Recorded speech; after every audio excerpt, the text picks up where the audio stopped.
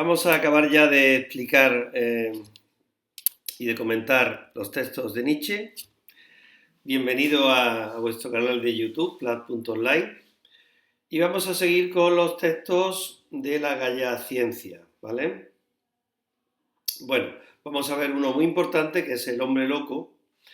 Es verdad que esto ya se ha explicado en clase, voy a ir más rápido en aquello que hemos explicado ya y me voy a detener más en aquellos textos que todavía no hemos tenido ocasión de comentar. De manera que nos vamos a compartir los textos y el comentario correspondiente. Fijaros que estos textos de la Gaia Ciencia pertenecen y casi todos tienen o giran en torno a un problema que es la muerte de Dios y el nihilismo. Hay un segundo tema que tiene que ver con el conocimiento y la ciencia. Vale, empezamos por este aforismo 125 que se llama el hombre loco. ¿No habéis oído hablar de aquel hombre loco que en pleno día encendió una linterna, fue corriendo a la plaza y gritó sin cesar: «¡Busco a Dios! ¡Busco a Dios!». Como en aquellos momentos estaban allí reunidos muchos de los que no creían en Dios, provocó gran regocijo. «¿Es que se ha perdido?», dijo uno. «¿Es que se ha extraviado como un niño?», dijo otro. «¿O se está escondiendo? ¿Es que nos tiene miedo? ¿Se ha embarcado? ¿Emigrado?». Así gritaron y rieron a coro. El hombre loco saltó hacia ellos y los fulminó con la mirada. «¿Dónde se ha ido?», gritó. «Os lo voy a decir. Lo hemos matado, vosotros y yo. Todos nosotros somos sus asesinos». «¿Pero cómo hemos hecho esto? ¿Cómo pudimos vaciar el mar? ¿Quién nos dio la esponja para borrar todo el horizonte? ¿Qué hicimos al desatar esta tierra de su sol? ¿Hacia dónde va ella ahora? ¿A dónde vamos? ¿Alejándonos de todos los soles? ¿No estamos cayendo continuamente? ¿Hacia atrás, hacia un lado, hacia adelante, hacia todos los lados? ¿Existe todavía un arriba y un abajo? ¿No estamos vagando como a través de una nada infinita? ¿No nos roza el soplo del vacío? ¿No hace ahora más frío que antes? ¿No cae constantemente la noche y cada vez más noche? ¿No es preciso ahora encender linternas en pleno día? ¿No oímos aún nada del ruido de los sepultureros que entierran a Dios? ¿No percibimos aún nada de la podredumbre divina? También los dioses se pudren. Dios ha muerto, Dios sigue muerto y nosotros lo hemos matado. Bueno, este texto se inspira en una anécdota de un filósofo clásico griego, Diógenes de Sinope, un filósofo cínico, pues que se paseaba por las plazas de Atenas al mediodía con una lámpara de aceite encendida, con un candil, mientras que iluminando a los transeúntes que iban por allí, mientras les decía: busca un hombre honesto, quería decir, ¿no? Algo que era muy difícil de hallar. Fijaros que Nietzsche toma esta anécdota y lo único que cambia es el objetivo de la búsqueda. Ahora no se trata de buscar a un hombre, sino de buscar al mismo Dios. Sabemos que se trata de un loco porque en pleno día pues enciende una lámpara, cuando no es, una linterna en este caso, cuando no es necesario, ¿no? Bueno, ¿por qué busca el loco a Dios? Pues porque lo ha perdido, porque ha perdido la fe en Él, eh, en ese ser que daba sentido a su vida. Se trata, por tanto, de un ateo consciente de la gravedad de esa pérdida de una figura tan importante como Dios. Pero se dirige también a personas ateas, ahí en el texto dice muchos de los que no creían en Dios, pero en este caso ateos inconscientes, es decir, ateos que no entienden las terribles consecuencias de haber perdido la fe en Dios. Y por eso le hacen una serie de preguntas ridículas y empiezan a burlarse de él porque no entienden por qué está preocupado, por qué tiene ese temor, ¿no? Y aquí lo importante es la responsabilidad que tiene la humanidad en este hecho, en este evento, ¿no? Todos somos responsables de la muerte de Dios. Nietzsche incluso llega a decir que somos sus asesinos en sentido simbólico, ¿no? ¿Por qué? Pues porque todos de alguna manera hemos causado, hemos provocado la desaparición de Dios cuando dejamos de creer en Él. Y esto tiene unas consecuencias que conducen necesariamente al nihilismo. El nihilismo, entendido, si recordáis, como el vacío existencial, como la falta de sentido. Y eso lo expresa Nietzsche en esas cuestiones que les plantea mediante una serie de metáforas. Perder a Dios sería como vaciar el mar, tiene que ver con esa falta de contenido, como borrar el horizonte, es decir, porque ya no tenemos un destino al que dirigirnos, como desatar la tierra de su sol, porque ya no tenemos una estrella que nos ilumine y nos guíe, como caer en el vacío, fijaros otra vez se repite el tema del vacío, o como una completa falta de referencia, no tenemos una arriba ni una abajo, estamos como en una nada infinita, eso significa también nihilismo, la nada, ¿no? Donde cada vez hay más noche, más oscuridad y cada vez hace más frío porque estamos más alejados de ese sol que no solamente ilumina, sino que también da calor, ¿no? Bueno, y por eso dice el loco que es preciso encender linternas en pleno día, pues porque no a los ateos no son capaces de ver las graves consecuencias de la muerte de Dios y hay que encender encima más luz, todavía hay que poner más luz porque no hay más ciego que el que no quiere ver. Y estos ateos pues no se dan cuenta de las consecuencias y hay que poner aún más luz en pleno día, ¿no? Por eso dice que es necesario encenderlas, esas linternas. Pero este Dios está tan muerto que su cadáver, de alguna manera en sentido metafórico, ¿no? Su cadáver está siendo sepultado, ¿no? Por una serie de enterradores, dice, se oye el ruido de los sepultureros, ¿no? Un cadáver que se descompone, por eso dice que Dios se pudre, ¿no? O habla de la podredumbre divina, porque eso indica lo muerto que está Dios, lo poco que pinta ya esa figura en la sociedad de la época, ¿no? Bueno, en torno a este problema de la muerte del Dios, el nihilismo, no solamente está este texto, sino muchos otros que también escribe y de los cuales vamos a ver algunos ejemplos, como este que aparece aquí, el 343, que se llama ¿Cómo está nuestra alegría? Y dice lo siguiente: el más grande de los acontecimientos recientes, que Dios ha muerto, que la creencia en el Dios cristiano se ha desacreditado, empieza ya a proyectar sus primeras sombras sobre Europa. A los pocos, por lo menos, cuya suspicacia en la mirada es lo suficientemente aguda y sutil para este espectáculo, les parece que se hubiera puesto algún sol, que alguna inveterada y profunda confianza se hubiera trocado en duda. Nuestro viejo mundo se le aparece forzosamente cada día más vespertino, más receloso, más extraño, más viejo. Pero se puede decir, en general, que el acontecimiento mismo es demasiado grande, demasiado remoto, demasiado apartado de la capacidad de comprensión de los muchos como para que pueda decirse que la noticia de ello ha llegado, y menos aún que muchos sepan lo que en efecto resultará de ello, y cuántas cosas, una vez socavada esa fe, tendrán que desmoronarse por estar fundamentadas sobre ella, adosadas a ella, adosadas a esa fe en Dios, ¿no? Trabadas con ella, por ejemplo, toda nuestra moral europea. Bueno, fijaros que aquí, en este texto, ya está dando una definición de qué significa la muerte de Dios, que Dios ha muerto. Eso lo dice a partir de la segunda línea. Y es que la creencia en el Dios cristiano se ha desacreditado, es decir, que puede haber gente que todavía siga creyendo, ¿no? Pero ya esa creencia no tiene validez, no tiene valor para mucha gente y por tanto es una fe cada vez más muerta, ¿no? La que descubre Nietzsche en el alma de su época, ¿no?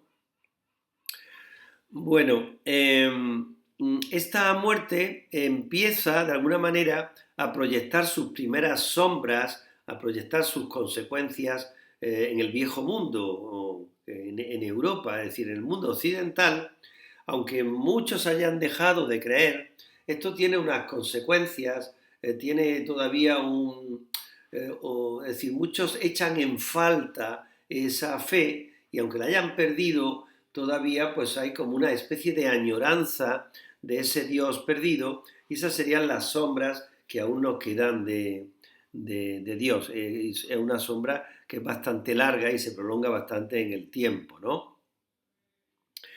De manera, y luego aparece también una serie de metáforas como que este espectáculo, este acontecimiento ha ocurrido de la misma manera que si se hubiera puesto algún sol. La puesta del sol tiene que ver con cuando el sol se esconde por detrás del horizonte de la Tierra, ¿no? Ese sol que se está escondiendo simboliza pues ese Dios que antes no iluminaba y cada vez pues se va apagando y se esconde en el horizonte y desaparece por el horizonte. Por tanto, esto es parecido a la muerte de Dios, esta imagen, ¿no? También nos dice que alguna profunda confianza, cuando hablamos de confianza nos estamos refiriendo a la fe, a la confianza en un Dios superior, en un ser supremo, pues alguna profunda confianza se ha trocado, es decir, se ha intercambiado en la duda. Es decir, lo que antes era fe, lo que antes era confianza, ahora empieza siendo duda o cuestionamiento de esa fe, ¿no? De manera que nuestro viejo mundo, dice Nietzsche, es decir, nuestra vieja Europa, nuestro mundo occidental, pues cada vez es más viejo porque cada vez nos resulta más desfasado, más obsoleto, porque todavía está asociado pues, a un Dios que ya no tiene nada que decirle a los europeos, ¿no? A la gente que vive en ese viejo mundo, ¿no? Y este acontecimiento de la muerte de Dios es un acontecimiento que para los muchos son aquí, pues los que antes habíamos hablado, los ateos inconscientes, pues resulta demasiado grande, porque no están a la altura, no son capaces de comprender la importancia que tiene este hecho. Por eso dice que son muchos, pues no tienen capacidad de comprensión eh, y menos aún que muchos sepan lo que de efecto resultará de ello. Es decir, que la mayoría de esos ateos pues no saben las terribles consecuencias que ocasiona y que provoca la muerte de Dios, ¿no? Donde pues una vez destruida o socavada esa fe, pues se desmorona todo lo que estaba asociada a esa fe, como la metafísica, la creencia en un más allá, en un mundo superior, llámese el mundo de las ideas o el cielo, ¿no? El más allá, ¿no? Se desmorona también los grandes valores asociados al cristianismo, el concepto de bien y de mal moral asociadas a esa fe, de manera que al caerse el Dios se cae todo lo que se fundamentaba en ese Dios, que tiene que ver con la metafísica occidental, con la moral occidental y con todos esos productos culturales que alguna vez dieron sentido al mundo occidental y que ahora pues se han caído con la propia muerte de Dios. Bien, pasamos a otro texto donde sigue reflexionando Nietzsche en torno a este problema de la muerte de Dios y el nihilismo. El parágrafo 108, el aforismo 108, se titula Nuevas luchas y dice lo siguiente: después de la muerte de Buda, se mostró aún durante siglos en una cueva su sombra, una sombra colosal y pavorosa. Dios ha muerto, pero siendo los hombres lo que son, ¿habrá acaso aún por espacio de milenios cuevas donde se muestre su sombra? Y nosotros tendremos que vencer también su sombra. Fijaros que aquí está hablando ahora de la muerte de Buda, es decir, no solamente muere el Dios cristiano, el Dios del mundo occidental, ¿no? Básicamente el Dios cristiano, ¿no? Que es el que se desarrolla en Europa, sino también en otros lugares geográficos, pues muere también esa visión religiosa. En este caso también se da la muerte de Buda pues, en el mundo oriental, en la India, de manera que esto también está ocurriendo en otros lugares, en otros contextos culturales y geográficos, ¿no? Por tanto, la muerte de Buda es comparable a la muerte de Dios. También aquí habla otra vez de la sombra, es decir, de esa nostalgia de ese Dios perdido, de esas consecuencias que tiene esa nostalgia, y es una sombra que nos ha quedado pues colosal, enorme, muy grande, igual que habíamos dicho antes, y también pavorosa, porque todavía esa figura de Dios sigue produciendo miedo, pavor, ¿no? Incluso aunque solamente nos quede la sombra o las consecuencias de su pérdida. Y además ese Dios, fijaros que aquí parece que está haciendo referencia al mito de la caverna, porque habla de una cueva, habla de las sombras, parece que hace referencia al mito de la caverna de Platón. Fijaros que precisamente ese Dios se manifiesta, por espacio de milenios, dice, se muestra su sombra dentro de una cueva. Fijaros que la sombra significaba en Platón pues todas las falsas realidades que se dan en el interior de la caverna, que está asociada a la ignorancia. Por tanto, todo lo que tiene que ver con las creencias religiosas, aquí indirectamente pues se están asociando pues a la ignorancia, a la superstición, a lo que sufrían los prisioneros de Platón en el interior de la caverna, ¿no? Y aparte también recordar que eran prisioneros los que vivían en la caverna, por tanto esas creencias también estarían asociadas no solamente a la ignorancia, sino también a la falta de libertad. Y ya para terminar vamos a ver un último texto que sería el aforismo 320 y se titula Al volverse a ver. Aquí hablan dos personas, vamos a ver la A y la B, vamos a leerlo. A. ¿Te entiendo todavía? ¿Estás buscando? ¿Dónde está, en medio del mundo real de hoy, tu rincón y estrella? ¿Dónde puedes tenderte tú al sol para que recibas un excedente de bien y se justifique tu existencia? Cada cual debe de hacer esto por su cuenta, pareces decirme, y eliminar de su cabeza el hablar en general y el preocuparse por los otros y por la sociedad.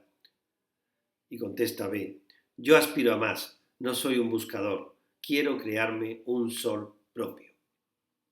Bueno, este texto también nos recuerda también un poco al hombre loco, porque se habla también de el sol, se habla de un sol, se habla de estar buscando algo, ¿no? Está asociado también todo esto, pues, a la muerte de Dios, a que se pone ese sol que iluminaba a la humanidad, ¿no? Aunque no lo diga directamente, pero está haciendo referencia a él. Porque fijaros que aquí se habla de buscar una estrella, buscar un sol o crearse un sol que tiene que ver con ese Dios que iluminaba pues, a la sociedad y a las personas en concreto, ¿no? Bueno, aquí entonces nos está dando un poco la solución frente a esa pérdida de Dios, frente a esa muerte de Dios, ¿no? Y es que cada uno tendría que buscarse su propia estrella, es decir, su propio ideal por el que vivir, por el que luchar, ¿no? Y esto es algo que compete a cada uno. Por tanto, ya no se trata de hablar en general por todos, ni preocuparse por el destino de toda la humanidad, sino de que cada uno tiene que buscar esa estrella, o mejor, cada uno tiene que crearse su propio sol, es decir, su propio Dios al que seguir, igual que Nietzsche crea su propia filosofía, pues para sustituir o reemplazar a esa fe perdida, ¿no? Pues lo mismo tendría que hacer cada uno, ¿no? Tendría que buscar ese sol que le dé un sentido a su vida, a su existencia, que justifique su existencia, que le marque dónde está el bien, dónde está el mal, etc. Y eso es una tarea personal e intransferible, ¿no? Bueno, pasamos a otro tema que tiene que ver dentro de la Gaia Ciencia, que tiene que ver con el conocimiento y la ciencia, ¿no? Este es muy breve, se llama Pensamientos y dice lo siguiente. Los pensamientos son las sombras de nuestras sensaciones, siempre más oscuros, más vacíos y más simples que éstas. Fijaros que aquí se le está dando la vuelta a la teoría del conocimiento de Platón. Algo totalmente en contra de lo que decía Platón. Para Platón, lo más importante eran los pensamientos, las ideas, ¿no? Mientras que las sensaciones son inferiores, todo lo que tiene que ver con el mundo de los sentidos. Las sensaciones eran más oscuras frente a las ideas que eran luminosas, por eso dentro, en el interior de la caverna, tiene que ver con el mundo de los sentidos, cuando salimos al exterior sería el mundo de las ideas porque es un mundo más luminoso. Pues aquí pasa justamente al revés, es decir, que Nietzsche le está dando la vuelta a la forma de entender el conocimiento y está diciendo justo lo contrario a lo que dice Platón. Ahora, los pensamientos serían las sombras, estarían supeditadas a las sensaciones. Ahora, lo más importante es el testimonio de los sentidos. ¿Por qué? Pues porque si ahora vivimos en el mundo real, que es el mundo de los sentidos, pues ahora de quien tenemos que fiarnos más es de lo que nos digan nuestros sentidos. Eso sería lo más luminoso. Y en cambio las ideas, todo lo que nosotros nos creamos, todo el mundo de conceptos que nos creamos, ahí pues cabe más la mentira, el engaño. Por eso siempre las ideas, los conceptos, los pensamientos son más oscuros, están más vacíos que las sensaciones que ahora para Nietzsche son las que nos va a marcar la guía en nuestra vida. Porque en esta vida real lo que importa ahora sería todo lo que proviene de los órganos de los sentidos, ¿no? Concretamente para Nietzsche. Bueno, vamos a seguir con este mismo tema que es la crítica al conocimiento y a la ciencia. Este texto que vamos a leer es muy interesante porque explica un poquito el título de la obra general, ¿no? De la Gaia Ciencia. Y se llama este aforismo Tomar en serio. Dice lo siguiente: en lo más, el intelecto es una máquina torpe, lóbrega y chirriante que cuesta poner en marcha. Le llaman tomar en serio las cosas, cuando se propone trabajar y pensar bien con esta máquina. ¿Cuán molesto ha de ser para ellos el pensar bien? La graciosa bestia hombre pierde al parecer el buen humor cada vez que piensa bien. Se pone seria, y donde hay risa y alegría, el pensamiento no vale nada. Así reza el prejuicio de esta bestia seria contra toda Gaia Ciencia. Muy bien, demostremos pues que se trata de un prejuicio. Bueno, fijaros que en este texto 327, cuando Nietzsche está hablando del intelecto, lo está comparando con una máquina torpe, una máquina que hace ruido, chirriante, ¿no? Lóbrega, miserable, ¿no? Y se está refiriendo ¿a qué? Pues al prejuicio moral, al dogmatismo de las personas que cuando usamos la razón, un dogmatismo de tipo racionalista, ¿no? Como decíamos antes, la primera vez que se explica aquí el título general de la obra. La ciencia tendría que ser una ciencia alegre, una Gaia Ciencia. Esa es la ciencia que nos propone Nietzsche, ¿no? Y por eso dice que es un prejuicio identificar el pensamiento con la seriedad. El pensamiento tiene que ser alegre, no tiene por qué ser serio. El saber y la ciencia para Nietzsche, si quiere realmente ser creativos, debe estar asociada a la risa, a la alegría, y debe ser de carácter lúdico, tiene que ser como una especie de juego, el juego de un niño. Recordar que la figura del superhombre, del hombre superior para Nietzsche era precisamente, del hombre más elevado, quiero decir, ¿no? Es precisamente el niño, ¿no? Por tanto, si la ciencia tiene que ser algo, tiene que ser una ciencia alegre, ¿no? Una ciencia jovial, que es la Gaia Ciencia, que es como se llama el título de esta obra. Bueno, el siguiente texto está defendiendo la importancia de la crítica, está analizando cuál es el origen de la crítica y se llama precisamente en favor de la crítica. Ahora te parece un error lo que en un tiempo amaste como verdad o probabilidad. Lo rechazas y crees que se trata de un triunfo de tu razón. Sin embargo, tal vez ese error fuera para ti en ese entonces en que aún fuiste otro, siempre eres otro, tan necesario como todas tus verdades de ahora. Algo así como una piel que ocultaba y disimulaba mucho que por entonces aún no debías ver. Tu nueva vida, no tu razón, ha matado para ti esta opinión. No la necesitas más, por lo que ahora se deshace y la sinrazón sale de ella como un gusano a la luz. Cuando criticamos, no se trata de una actitud arbitraria e impersonal. Se trata con harta frecuencia, por lo menos, de una prueba de que se encuentran en nosotros fuerzas vitales y dinámicas que provocan el desprendimiento de una costra. Negamos y tenemos que negar, pero algo en nosotros quiere vivir, porque algo en nosotros quiere vivir y afirmarse, algo que acaso no conocemos aún, no vemos aún. Esto en favor de la crítica. Bueno, fijaros, este texto no es tan difícil como aparenta. Aquí simplemente se está haciendo una defensa de la crítica, pero también una aclaración de cuál es el origen de la crítica. Y el origen de la crítica no proviene de nuestra razón. Criticamos no por un impulso de nuestra razón. Por tanto, no se trata de un logro racional, de un triunfo de tu razón, dice Nietzsche, que nos ayuda a descubrir nuestros errores. Entonces, no es por la razón por lo que criticamos. Porque aquí el protagonista en la crítica es también la vida, es la vida. Recordar que Nietzsche es un filósofo vitalista. De manera que nuestra vida antigua, cuando éramos ese otro, ¿no? Cuando éramos más inconscientes, nuestra vida antigua necesitaba esos errores, eso que ahora vemos como errores, ¿no?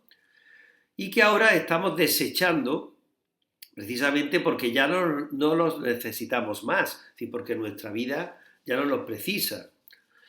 Y ahora precisamente entendemos su sinrazón, porque eran errores, ¿no? Cuando ya no los necesitamos. Y los negamos precisamente para afirmar nuestra nueva vida, ese nuevo impulso de vida que nace en nosotros y ahora nos lleva a negarlos. Aunque en su momento no lo hicimos porque en ese momento era necesario. Por tanto, aquí hay una visión pragmatista del conocimiento, como veis, ¿no? Utilitarista, podríamos decir, ¿no? Y Nietzsche lo compara casi como con curar una herida, ¿no?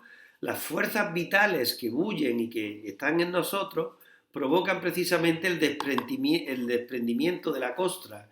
Los errores serían como la costra que nos ha quedado después de una herida, ¿no?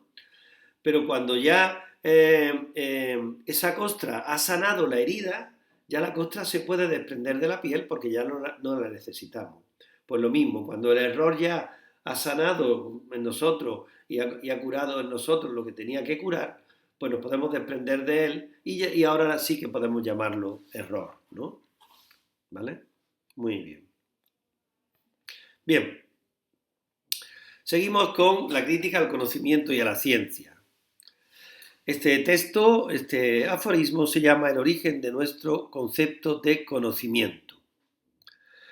Tal filósofo creía conocido el mundo al haberlo reducido a la idea.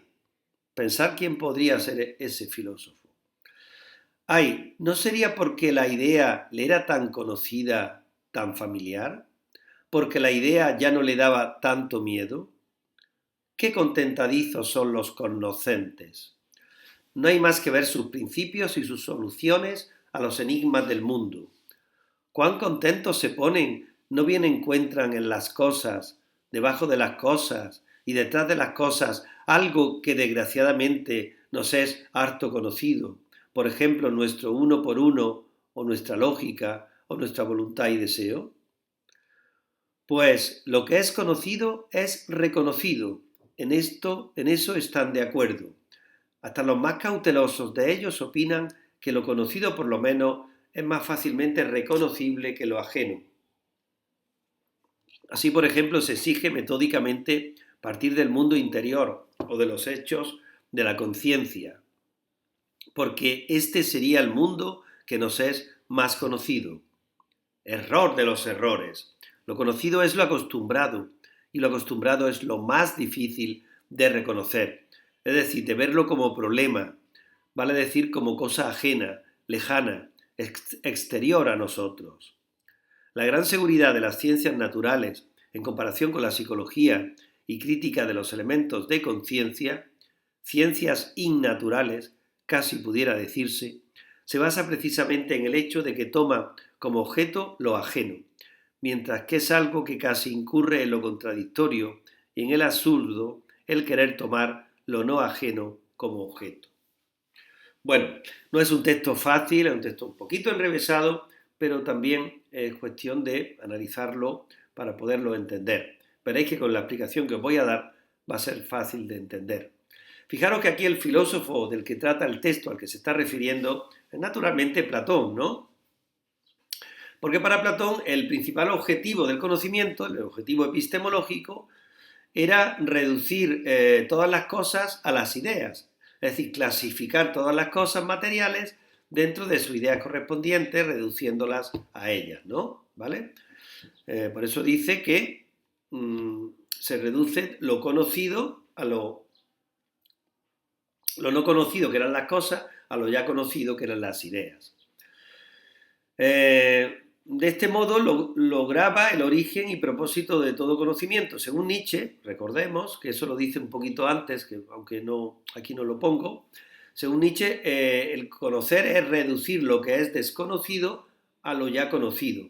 Y lo que ya conocíamos eran las ideas, que precisamente al resultarnos esas ideas familiares, ya no nos provocan miedo. Lo desconocido nos provoca miedo, ¿no? Por eso lo desconocido hay que reducirlo a lo que conocemos, porque eso sería algo familiar, algo que nos da seguridad y que ya no nos provoca tanto miedo como lo desconocido, ¿no? ¿Se entiende, no? Por eso el conocimiento es una manera de conjurar el miedo. En la medida en que eso desconocido que nos provoca inquietud lo reducimos a lo conocido, pues conseguimos que se disipe nuestro miedo.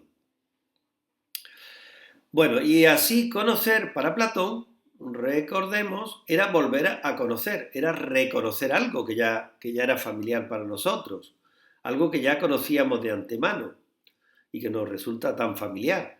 Recordar que las ideas que contemplamos en el mundo de inteligible antes de nacer, a través de la experiencia sensible, volvemos a recordarlas. Por eso para Platón conocer era realmente recordar, ¿no? Por eso cuando habla aquí en este texto Nietzsche de reconocer, se refiere al recuerdo. Por tanto, está refiriéndose a la teoría de la reminiscencia de Platón, ¿no? ¿Vale? Todo este texto se está refiriendo a la teoría de la reminiscencia. Y la teoría de la reminiscencia nos dice eso, ¿no? Que lo que hacemos a la hora de conocer es, de alguna manera, recordar algo que ya no era familiar, que era el conocimiento de las ideas que habíamos conocido en ese mundo en el que nuestras almas preexistieron, ¿no? En ese mundo superior de las ideas.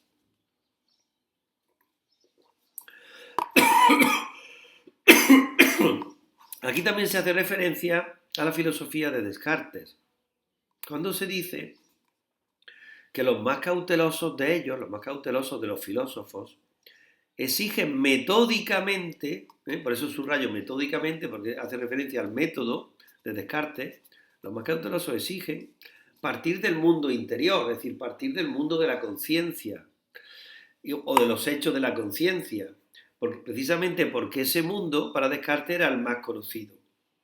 Es decir, que así como Platón decía que habría que volver a las ideas, que es lo que nos resulta más familiar, para Descartes lo que era más familiar, lo que era mejor conocido, era el mundo de la conciencia.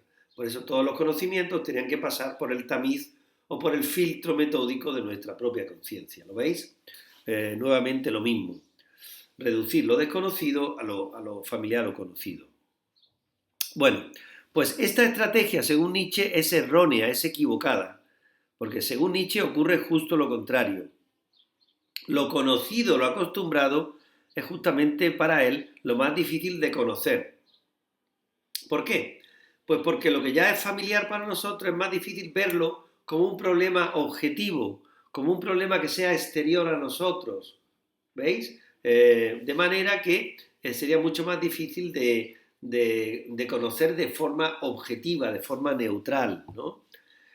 Precisamente, dice Nietzsche, la objetividad de las ciencias de la naturaleza, que él le llama incluso ciencias innaturales, no naturales, a diferencia de la psicología, que tiene que ver con la conciencia, pues precisamente que el objeto de las ciencias naturales siempre tiene que ser un objeto distante, un objeto ajeno a nosotros, para que sea objetivo. Entonces, sería un objeto con el que no tenemos ninguna implicación personal ni subjetiva. Y por eso la ciencia, la objetividad de la ciencia se basa en un objeto que siempre es desconocido, no conocido, ¿no? Así que, digamos que es justo lo contrario a lo que siempre se nos ha dicho. Otro aspecto donde Nietzsche se sale fuera del camino trillado, ¿no?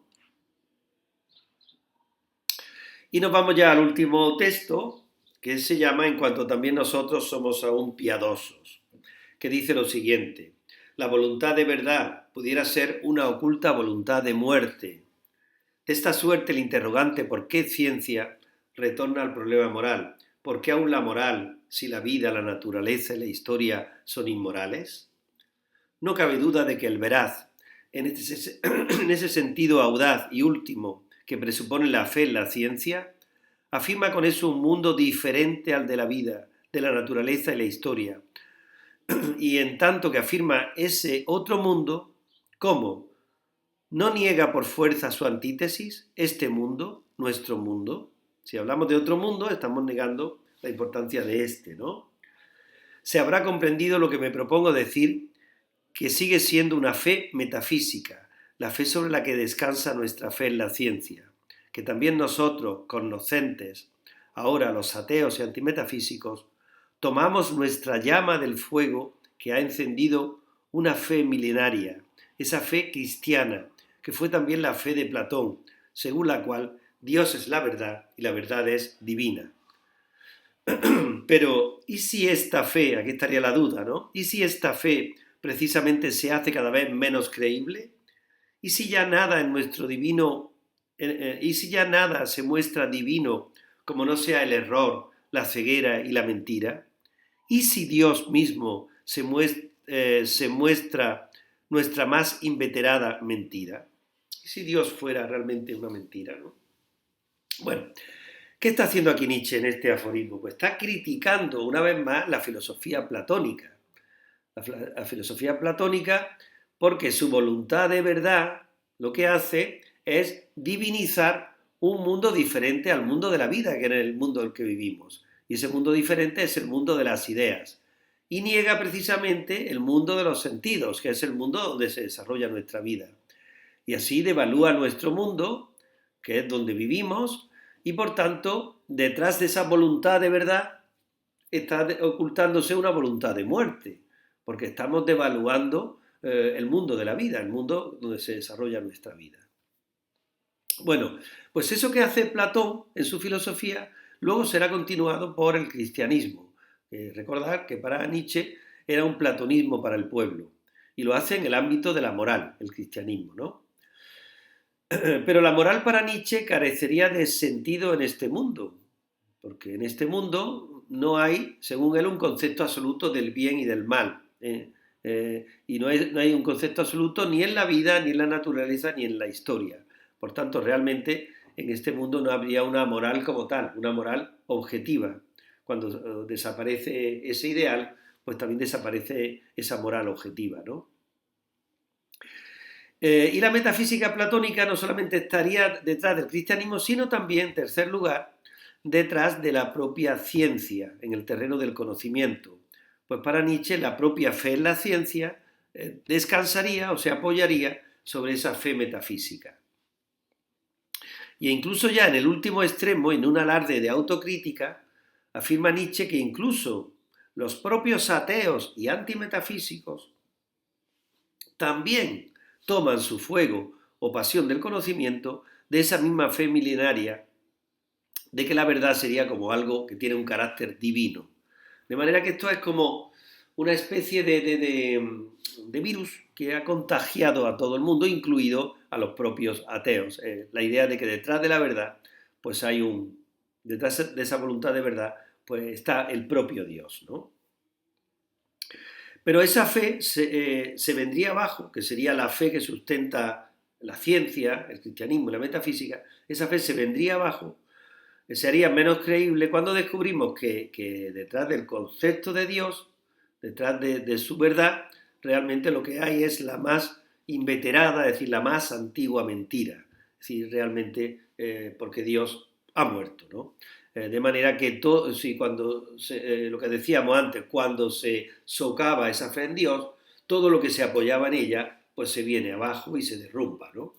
Y esto es lo que apoyaba Dios, en base a Dios se apoyaba una religión, una moral, una ciencia, una filosofía, y todo eso se desmorona cuando se desmorona el propio concepto de Dios. Muy bien, pues creo que con esto sería suficiente para terminar de explicar los textos de Nietzsche. Si he ido demasiado rápido, podéis preguntarme a través del canal o en clase. Y con esto, pues concluimos ya la explicación de Nietzsche y pasaremos en las próximas clases a explicar el siguiente autor, que es Ortega y Gasset. Vale, muchas gracias.